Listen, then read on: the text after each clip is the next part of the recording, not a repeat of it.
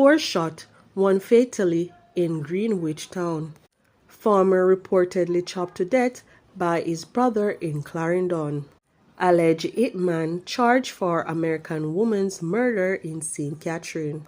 Please remember to subscribe, like, share, comment, and don't forget to hit that notification bell so you can always be updated with the latest news. Now for the news in details. 4 people were shot on Tuesday evening on 8th Street in Greenwich Town, Kingston. One of them, an elderly woman, has died. The others were rushed to hospital. However, according to people on the ground, another of the injured person is feared dead. Men alighted from a motor vehicle in the vicinity of a soldier checkpoint in the area about 5 p.m. and opened gunfire at an individual. The person ran and the men gave chase. During the attack, the 4 people were shot. However, the police do not believe those shot were the intended target.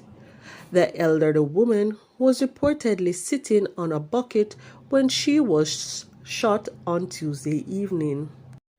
A man who is said to be suffering from mental challenges was arrested by the Clarendon police after he allegedly chopped a brother of his to death during a dispute at their home in the parish on Monday.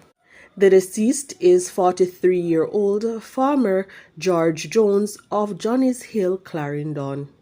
Jones was found outside his house near a chicken coop with multiple chop wounds to the upper body on Tuesday morning. Reports are that about 6:30 p.m. on Monday, the brothers were at the house when an argument developed between them, during which the now suspect is believed to have inflicted several chop wounds to his sibling's head and other section of the upper back.